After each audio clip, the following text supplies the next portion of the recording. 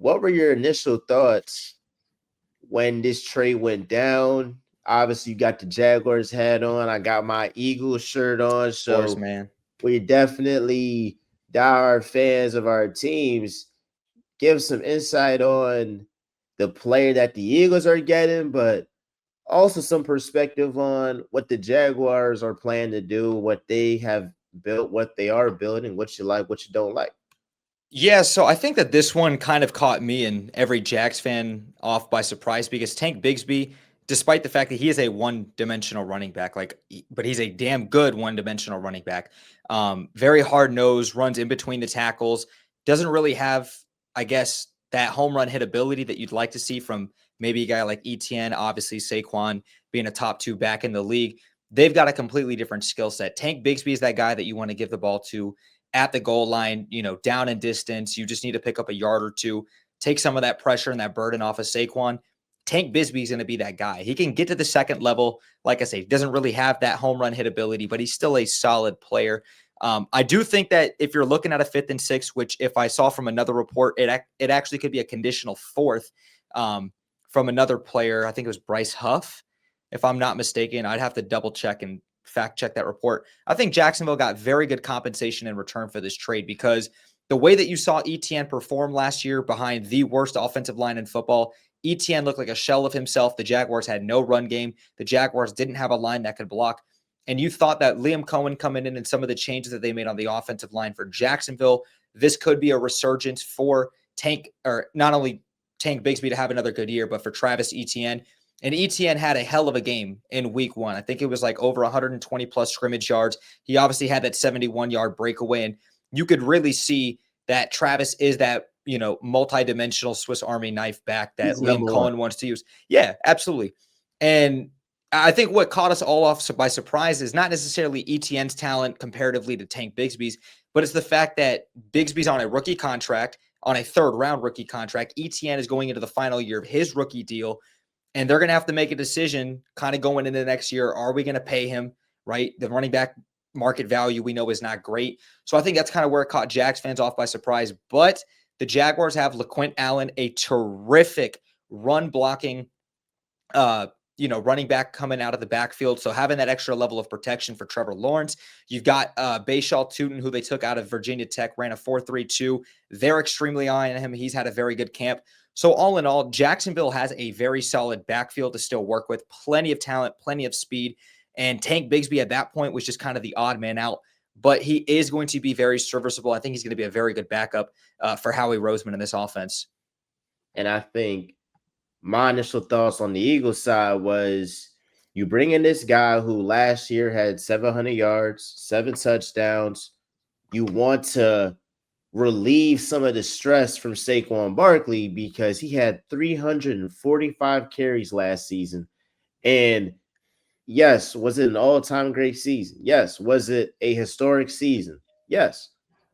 But is that sustainable year by year? You would rather save him for the playoffs than rack up 25 carries on a random week 5 in October. So I think that was behind the move for the Eagles, but also they gave up a 5th and a 6th for this guy. So clearly they see something in him where he can be a big part of this offense. That's why I asked you, like, what's his talent level for like a lot of Eagles fans that aren't familiar with him. Like, we know Trevor Lawrence.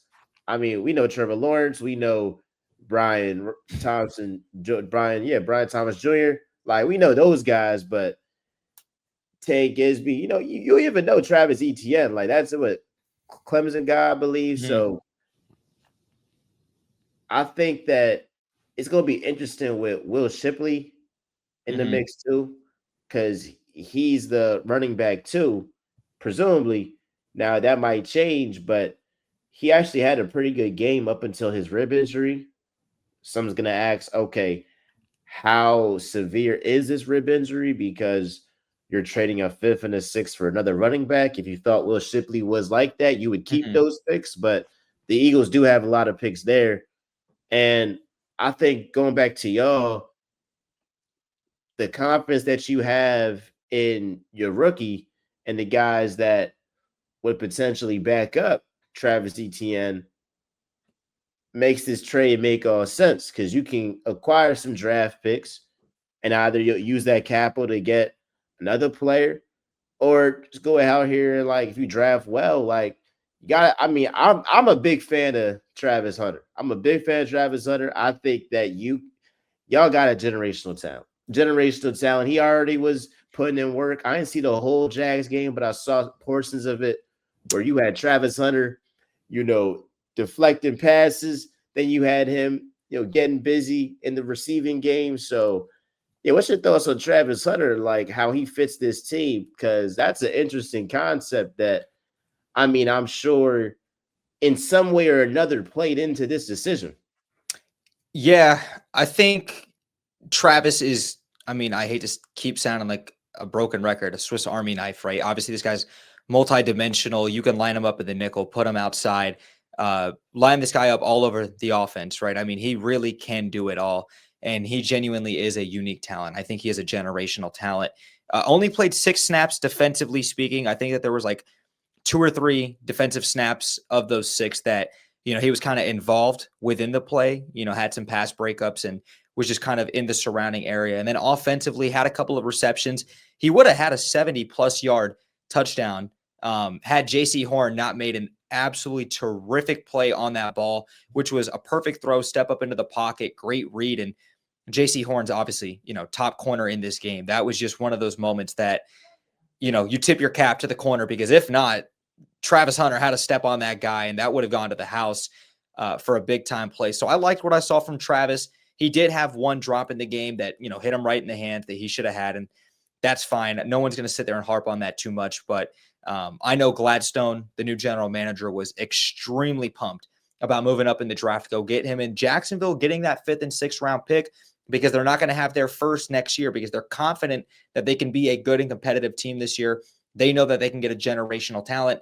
That's why they're loading up on all this draft equity in later rounds, so that they have the ability to move up back into the first round next year. It's written on the wall. Gladstone's made a bunch of these tiny moves over the last couple of weeks, including Will Johnson, that, Howie Roseman and the guys, I think, acquired back, if I'm not mistaken, or correct me. Offensive tackle from the Eagles that you all traded with Jacksonville from. Yeah, Will Johnson. Yeah, because or Fred Johnson on a Super Bowl team. Yeah, and they went to y'all in free agency. Right, and then we ended up, I think, trading him right before we were going to cut him too, right? You might as well get some draft capital out of that. So Gladstone's done a very good job of evaluating the talent, evaluating who he wants to keep moving forward, and ensuring that he's got enough draft capital so that Jacksonville has the ability to move up next year. So they've done a good job with that, and I think, just kind of back to Tank Bigsby real quick, that was a win-win trade for both teams. He's a very good downhill, like I said, between the tackles, running back, but outside of that, he hasn't really shown too much. He's definitely not serviceable in the pass catching game. I will tell you that for a fact. He can't catch passes worth a lick. And that's good to hear, like, insight on that, because while I do believe it's a positive and you want to relieve some of the carries from Saquon Barkley, like, heck, if we're in a 2nd and 4, put Tank out there, get you a first down, get you a 3rd and 1, do the tush push. Like, you want to be able to minimize the carries to the most of your ability, right? So that's definitely something there. And any last thoughts on the Jaguars season 2? Because I got y'all winning the AFC South. Got y'all winning the AFC South. I think the Texans' offensive line is the worst in the NFL. Yep. I think their defense is going to be top 3, but their offensive line is a real issue. The Colts, I'm not buying them. I think the Dolphins are just that bad. And I think there's always that team that had a bad season, things didn't go right. You get the right guy, you hit on some draft picks. The guys that you had last year that you hit on draft picks, Brian Thomas Jr., you expect them to take a step up. And if the pass defense holds up, you should be able to win the division. Hell, you could probably win it in 9-10 games, like, honestly. So any last thoughts on the Jaguars and how they shape up after some of the moves that they've made moving forward. Yeah, and I think that I'd seen your predictions a couple weeks ago, and I'd seen you'd pick Jacksonville winning the AFC South, and I've got them winning the South as well. And I think that even me just trying to take my bias off, to kind of take the teal color glasses off. Houston was bound to have a recession, right, or just regress in general because last year we saw how terrible that offensive line was, and it only got worse this offseason. You lose Tank Dell, CJ Stroud has not performed well since his rookie season. And I think a lot of that has to also do with just defensive coordinators having more film on him on top of the injuries and terrible offensive line. They don't have a run game. We both agree that their defense is going to be great, but Jacksonville, like you said, is one of those teams that, hey, look, you bring in a new regime, you've got a new coach and a proven offensive coordinator in Liam Cohen. How is he going to do this year? Jacksonville brought in a ton of weapons, Diami Brown, Travis Hunter, alongside, Brian Thomas Jr. Theoretically, this offense should continue to get better as the season continues to move forward. Defensively, I thought a lot of their veterans played very good against Carolina, albeit Carolina, but they still went out there and performed. Hines Allen played good, Trayvon Walker, Eric Murray, who came over in free agency, and a handful of others. So I think it's still going to be some growing pains for Jacksonville. I don't think that they're going to go on the road in week 2 at Cincinnati and win, even though Joe Burrow's a tad overrated. Topic for another day. I ain't gonna lie. Like, we're going to put up points. We'll put up points. Oh, that's gonna be a shootout for sure. Look, me and you, let's revisit this conversation if Jacksonville walks up into Cincinnati. But for now, I will give them the benefit of the doubt. I will give it to the proven team, and I will give it to the better quarterback for the sake of conversation right now. But I think right now, Jacksonville's in a prime position in a weak AFC South to win 9-10 games, punch their ticket to the postseason. And at that point, all bets are off the table any given Sunday. So I can sit here and be, objective and be a realist, but definitely excited for the season, man. It was a great atmosphere week 1 when I was out there, and, definitely excited about my Jags this season. Oh, so you was at the game? Yeah, bro. I'm back in Duval, man. So I'm like 10 minutes from the stadium. So it was great. Oh, that's dope. That's dope. Yeah, I was at the I seen you. Come on, boy. I seen you out there. Hey, look, Dallas overrated. I seen you out there chirping, man. So overrated, like overrated, man. Just got to record when we do the kneel, last play of the game, all of that. So last topic as we just shift back to the Birds real quick, because I've stated my case on several things, whether it's been Jalen Hurts, the Jalen Carr situation recently, just how they fare in the NFC and in terms of winning the Super Bowl. I'm gonna just hit those real quick and toss it to you. I think in terms of how the Eagles shape up in the whole entire league and in the NFC, I think they're firmly number 1 in the NFC, and I expect to meet the Ravens in the Super Bowl. And I think because of the Ravens' ability to hurt themselves rather than other people hurting them, it's like it's always the Ravens, messing up themselves. It's some turnover, it's some clock management, it's somebody not showing up, it's Mark Andrews, it's Derrick Henry, it's Lamar Jackson.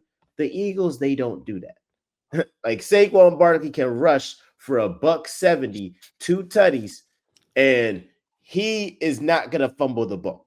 Jalen Hurts isn't going to turn over the ball in bunches like Lamar has done in the past. The defense is going to hold up in big moments.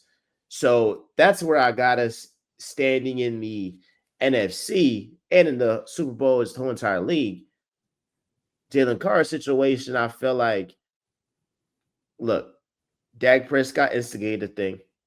I recognize football-wise, Jalen Carter was wrong because you need to be out there for your teammates. You got Jordan Davis having to step up, play a high snap count. You got Morris Jomo having to step up, play a high snap count. And that's not ideal when you game plan for your best guy to be there and not to get ejected in the first 6 seconds of the game. But Dak Prescott did start it. So they're talking about suspension. And I'm like, if you're going to suspend Jalen Carter, I need something for that. If you're not going to suspend him, I'm going to need like 100, 200K, bring it to charity. We're going to need something. I'm sorry. We're going to come back with something. So that's what that is there. And they know my take. You know my take on Jalen Hurts. So I'll let you just take it from there hit all three or Y- just one? It don't matter. Yeah, let me just try to go in order. So, first you talked about, Philadelphia being the best team in the NFC. I think that's a no-brainer, right? I mean, like I said, this league, we know injuries happen any given moment, or hell, anybody can beat anybody on any given Sunday. I don't think that there's a conversation or an argument for any team in the NFC, even everybody that's glazing Green Bay right now. They still got to prove it, that is better than Philadelphia. They're not. Jalen Hurts is still a more proven quarterback, and I'll get to that in just a moment here. In regards to Jalen Carter and Dak Prescott, at first, like all of us, I thought Jalen Carter should be ejected, be suspended, all of that. And then when we seen Dak instigate, spitting on the ground, whatever, like I feel like that's a normal thing. You know what I mean? Like, just that's just football. So I'm not mad about it. What I think should happen is, if Carter's going to get suspended at minimum, because look, we all know Goodell's not going to suspend the Cowboys quarterback. He's not going to suspend Dak Prescott. He'll fine him. I think he'll get like a little $100,000 fine, get a little wrist slap. I think that'll be it. Just send a message. So that's what I think is going to happen in that regards. But Jalen Carter, you got to be better than that, dog. Come on, man. You got to be better than that. But Yeah. on to the last topic about just Jalen Hurts. I've always been somebody that in his days in Alabama, always believed in him. Obviously, going to Oklahoma. Did he win Heisman, or was he a Heisman finalist in He was a Oklahoma? Heisman finalist there with Joe Heisman Burrow. finalist. Mm-hmm. Yeah, and look, he's still better than him in the pros. And it's no disrespect to Joe Burrow. I know how you feel. I know how you feel about Joe Burrow. And look, I like Joe Burrow a lot too. I just don't think he has that it factor, right? And that's fine. Not everyone's got it. Not everybody needs to have it. That's fine. I still acknowledge the fact that Joe Burrow's immensely talented, has, all the capabilities of being a top quarterback in football, which he is. But when you talk about guys that are intangibly rich, guys that elevate those around him, and just players like want to run through a brick wall for you, you know what I mean? Like, I feel like Hurts, his personality, how charismatic he is, and just like the way that he gets those guys, rejuvenated, there's just a price you can't put on that. You know what I mean? And Jalen Hurts goes out there and performs. No matter what you want to say, you can say he inherited, an incredible offensive line. He's inherited an A.J. Brown and Devontae Smith and obviously Saquon Barkley now.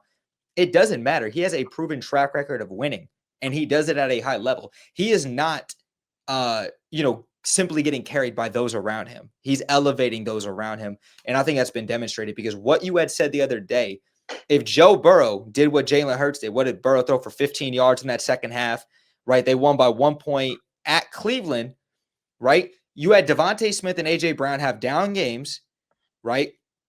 And Jalen Hurts still went out there and delivered, still went out there and performed. Did he outperform Dak? I wouldn't say so, but that's not besides the point, because he still got the win, right? And that's with his top two offensive, wideouts not having quality games. So however you want to slice it, Jalen Hurts is still a top 3, top 4 quarterback in this game. I'll say top 4, top 5. He's not better than Mahomes, Lamar, Allen. But nonetheless, though, I got my respect for Jalen Hurts. I got my respect for Nick Sirianni, what this Eagles organization has continued to do. And until somebody, takes them down, they're the best team in football. That shouldn't even be a question. It shouldn't be a question. And No. I'm going to bring up this stat real quick just to show. Let me share my screen.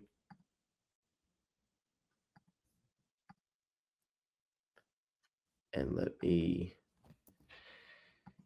get this little banner right. But like what we see here, Hit me. right here, defenses. Okay. Defenses that defenses that generated pressure on 40% or more of their opponent's dropbacks in week 1.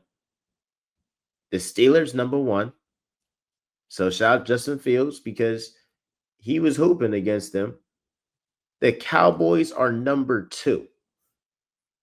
So I say this because I don't want to hear with Joe Burrow the offensive line when there's proven data that shows Jalen Hurts was under more duress throughout the game. You can't argue with facts. You got feelings. He got narratives. We cannot argue with facts.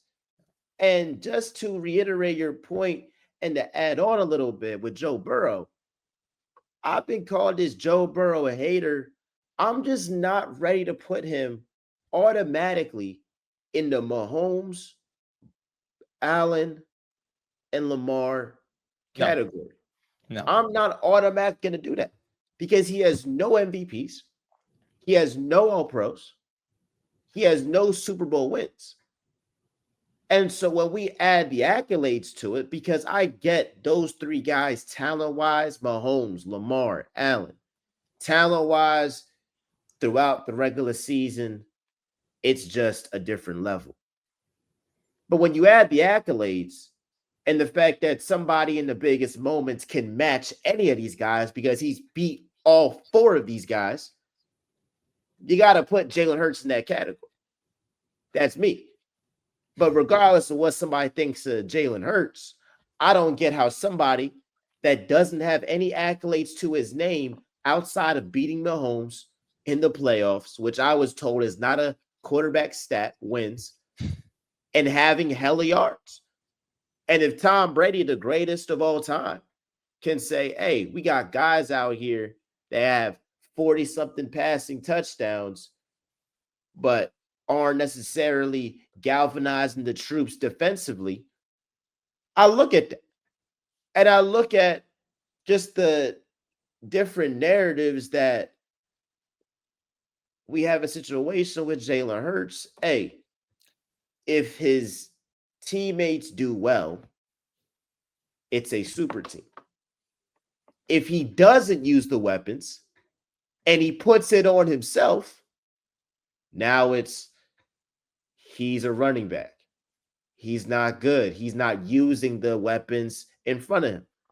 So he can never win because it's always going to be one or the other.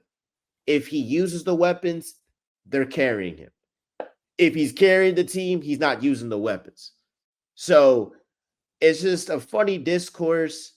I just think that it was very, very convenient that week one, after all the talk about Jalen Hurts on Thursday, Joe Burrow had a worse day, worse QBR, worse passer rating, less touchdowns. And we got to take in running into account. So that's my last thoughts on it. I think, I want to thank you to just join, late on a Tuesday night. Everybody here, you got to go follow Brett James, all social platforms. Brett, could you tell the people where to find you? Any last words? I appreciate you. Before I go ahead and I'll link the socials, I just think it's funny that people not only change the narrative, but they move the goalposts. And Joe Burrow and Jalen Hurts, the prime example. Moving the goalpost, I can't stand it. Jalen Hurts deserves his respect. Y'all can follow me at the Brett James 1 on Twitter, at the Brett James on Instagram. You guys can go follow all of my work there. The work that I'm doing locally here in Jacksonville, covering the Jaguars. I also do a great handful and multitude of NBA coverage because I was reporting, like Miles had mentioned earlier, for 2 years with the Orlando Magic. So no longer down there in Orlando, kind of going on my own entrepreneurial route. So yeah, me and Miles are going to continue to stay locked in, and man, just looking forward to seeing what Tank Bigsby does now in Philadelphia. I'll definitely have my eyes on that for sure. Yeah, well, there's going to be some Eagles fans in your mentions. That's dope, man. That's fine, man. I embrace it, bro. Like, what about what's up with this guy Tank? Like, you like him? Is he nice, bro? Like, they're gonna be asking. They're gonna be asking for sure. Of course, Brody. So. Of course, man. I appreciate it, man. Eagles Nation, bro. Y'all can always come say what's up, man.